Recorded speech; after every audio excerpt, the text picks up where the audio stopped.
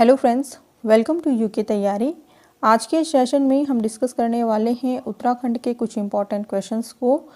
आप कोई भी एग्ज़ाम की प्रिपरेशन कर रहे हैं, यूके ट्रिपल एससी या यूके पीएससी, तो यहाँ से क्वेश्चंस ज़रूर पूछे जाने वाले हैं एग्ज़ाम में, तो आप अंत तक बने रहिएगा वीडियो में।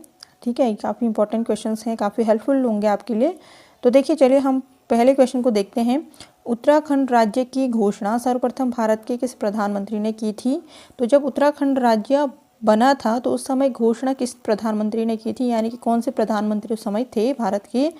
तो ऑप्शन देखिए इसमें, इंद्र कुमार गुजराल, एच.डी. देवगौड़ा, नरसिंह राव या अटल बिहारी वाजपेयी। तो इसका राइट आंसर क्या है? इसका राइट आंसर होगा ऑप्शन बी, एच.डी. देवगौड़ा। ठीक है, उस समय प्रधानमंत्री थे जिन्होंने उत्तराखंड राज्य बनने की घोषणा की थी। फिर अगला क्वेश्चन है इसमें, उत्तराखंड राज्य विधेयक को राष्ट्रपति ने किस तिथि को अपनी स्वीकृति दी थी? ठीक है, तो देखिए ऑप्शन इसमें है 28 अगस्त 2000, 9 नवंबर 2000, 1 अगस्त 2000 या 10 अगस्त 2000। ठीक है, तो कौन से तिथि को उत्तराखंड राज्य विधेयक जो बनना था तो उसमें राष्ट्रपति ने किस तिथि को अपनी स्वीकृति प्रदान की थी? तो ये यहाँ पर इसका राइट आंसर कौन सा है? इसका राइट आंसर है 28 अगस्त 2000 को। ठीक है, 28 अगस्त 2000 को राष्ट्रपति ने ये स्वीकृति दे दी थी कि ये राज्य अब बनने जा रहा है। ठीक है, बनेगा इस तरीके से। अब नेक्स्ट है, उत्तराखंड सरकार ने स्थायी राजधानी तथा परिसीमन के लिए किस आयोग का गठन किया? ठीक है, क्वेश्चन को समझिए कि जो उत्तराखंड सरकार ने स्थायी राजधानी तथा परिसीमन के लिए कौन से आयोग का गठन किया था? तो इसमें ऑप्शन देखिए, कौशिक समिति, दीक्षित आयोग, अग्रवाल समिति, कृष्णमाचारी आयोग। तो इसका राइट आंसर कौन सा है? इसका राइट आंसर है ऑप्शन बी, दीक्षित आयोग। ठीक है, इस आयोग के अंतर्गत ही स्थायी राजधानी परिसीमन जैसे कार्यों को किया जाता है। अब अगला है, उत्तराखंड में कुल कितने जिले हैं? तो ऑप्शन देखिए, 15 जिले, 16 जिले, 13 जिले या 11 जिले। ठीक है, कईयों को आंसर पता होगा, 13 जिले। ठीक है, ऑप्शन सी इसमें राइट आंसर होगा। ठीक है, अब अगला है, उत्तराखंड की सबसे ऊंची पर्वत श्रेणी कौन सी है? ऑप्शन देखिए, कामेत, त्रिशूल, नंदा देवी या बद्रीनाथ। तो आंसर इसका कौन सा राइट है?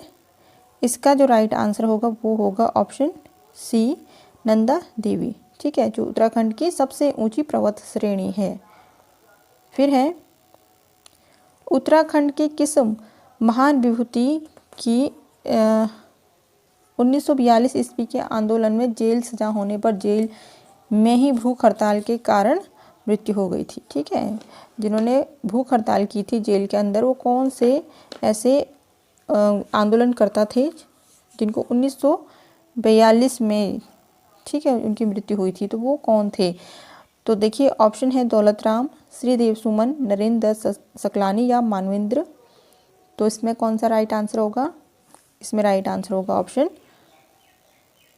बी, श्रीदेव सुमन। ठीक है, श्रीदेव सुमन जो उत्तराखंड आंदोलन के एक आंदोलनकर्ता रह चुके हैं और इनको जेल हो चुकी थी और जेल में ही इन्होंने भूख हड़ताल की और जिसके कारण इनकी मृत्यु जेल में हो गई थी। ठीक है, अब अगला क्वेश्चन है, कुमाऊं परिषद की स्थापना कब हुई?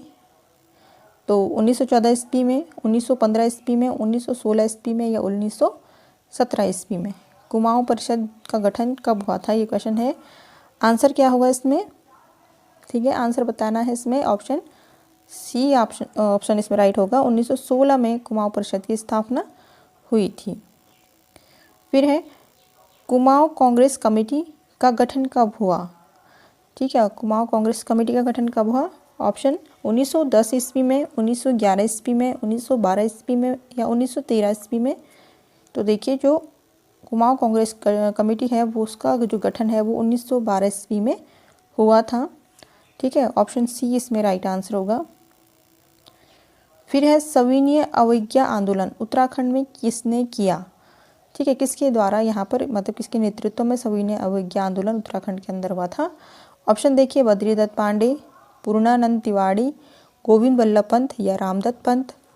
तो इसमें राइट आंसर होगा ऑप्शन सी, गोविंद बल्लभ पंत। ठीक है, गोविंद बल्लभ पंत ने उत्तराखंड में सविनय अवज्ञा आंदोलन को इन्होंने नेतृत्व किया था। ठीक है, अब फिर है निम्नलिखित में कौन सी नदी वी आकार की घाटी बनाती है। ठीक है, तो ऑप्शन देखिए, अलकनंदा, भागीरथी, पिंडारी नदी हो गई या टोंस नदी। ठीक है, तो वी घाटी जो बनाती है वो बनाती है, ऑप्शन इसमें राइट होगा ए वाला। ठीक है, अलकनंदा जो नदी है वो भी आकार की घाटी बनाती है। फिर नेक्स्ट है निम्नलिखित में कौन एक नगर घाटी नगर नहीं है। ऑप्शन देखिए, देहरादून, वीरभद्र, नैनीताल या मसूरी। तो ऑप्शन डी इसका राइट आंसर है, मसूरी जो है एक नगर घाटी नगर नहीं है। ठीक है, अब नेक्स्ट है कोसी नदी का उद्गम स्थल है चौबीसी पट्टी, मोरनोता पर्वत श्रेणी, अल्मोड़ा की पहाड़ियाँ या चौगढ़ पट्टी। तो इसका राइट आंसर क्या होगा, इसका राइट आंसर होगा कोसी नदी का जो उद्गम स्थल है वो है अल्मोड़ा की पहाड़ियाँ। ऑप्शन सी वाला इसमें राइट आंसर होगा। फिर है पंतनगर विश्वविद्यालय की स्थापना किस वर्ष की गई। तो जो पंतनगर में विश्वविद्यालय है उसकी स्थापना कौन सी ईयर में हुई है। ऑप्शन देखिए, 1958 ईस्वी में, 1959 ईस्वी में, 1960 ईस्वी में या 1961 ईस्वी में। तो जो पंतनगर विश्वविद्यालय है वो बना था 1960 ईस्वी में। ठीक है, इसका जो राइट आंसर होगा वो होगा ऑप्शन सी 1960 ईस्वी में। फिर क्षेत्रीय मिट्टी अन्वेषण प्रयोगशाला किस जिले में स्थापित है। कौन सा डिस्ट्रिक्ट है जहाँ पर क्षेत्रीय मिट्टी अन्वेषण प्रयोगशाला है। तो इसका राइट आंसर हो, पहले ऑप्शन देखेंगे, अल्मोड़ा, नैनीताल, उधम सिंह नगर या चंपावत। तो ये है ऑप्शन सी उधम सिंह नगर में क्षेत्रीय मिट्टी अन्वेषण प्रयोगशाला कहाँ है, उधम सिंह नगर में। ठीक है, ये काफ़ी इंपॉर्टेंट क्वेश्चन है, आप साथ में इनको नोट भी जरूर करते रहिएगा। फिर है Indian veterinary research institute Uttarakhand में कहाँ स्थापित है। ऑप्शन देखिए, काशीपुर, बाजपुर, मुक्तेश्वर या उधम सिंह नगर। तो ये कहाँ है, जो इंडियन वेटरनरी रिसर्च इंस्टीट्यूट है तो ये है आपका मुक्तेश्वर में। ठीक है, ऑप्शन सी इसमें राइट आंसर होगा। फिर है निम्नलिखित में कौन एक समूह नृत्य है जो समूह के साथ किया जाता है, ग्रुप के साथ में। ठीक है, ऑप्शन देखिए, छोरा, छाछरी, छपेली या देवतली। तो इसमें राइट आंसर होगा, समूह नृत्य बताना है तो ये है छोरा। ठीक है, ऑप्शन ए इसमें राइट आंसर होगा, छोरा जो समूह नृत्य है। फिर है निम्नलिखित लोक नृत्यों में कौन एक प्रेमियों का नृत्य है। ऑप्शन देखिए, चपेली, भगनोला, देवतली या चोलिया। तो ये है चपेली। ठीक है, चपेली जो नृत्य होता है वो प्रेमियों का नृत्य उसको कहा जाता है। नेक्स्ट क्वेश्चन है इसमें, टिहरी गढ़वाल राज्य को भारतीय गणराज्य के उत्तर प्रदेश प्रांत में विलय कब किया गया। ठीक है, तो जो टिहरी गढ़वाल राज्य था जो भारत गणराज्य का एक अन्य राज्य था उत्तर प्रदेश, तो इसमें टिहरी गढ़वाल राज्य का विलय कब किया गया था, कौन सी तिथि को किया गया था। तो ऑप्शन है इसमें 1 अगस्त 1949 को, 31 जुलाई 1949 को, 1 फरवरी 1948 को या 15 जनवरी 1948 को। तो जो टिहरी गढ़वाल राज्य था उसको उत्तर प्रदेश में मर्ज किया गया था, विलय कर दिया गया था, वो किया गया था 1 अगस्त 1949 को। ठीक है, ये आंसर है इसका। अब नेक्स्ट है टिहरी गढ़वाल राज्य का प्रथम और अंतिम संवैधानिक शासक कौन था। ठीक है, प्रथम और अंतिम संवैधानिक क्यों कह रहे हैं, क्योंकि उस समय जो भारत राज्य था वो आज़ाद हो चुका था, लेकिन टिहरी गढ़वाल पर अभी भी राजा का शासन चल रहा था। लेकिन जब राज्य बन गया तो उसके बाद यहाँ पर संवैधानिक रूप से कार्य होने लगे।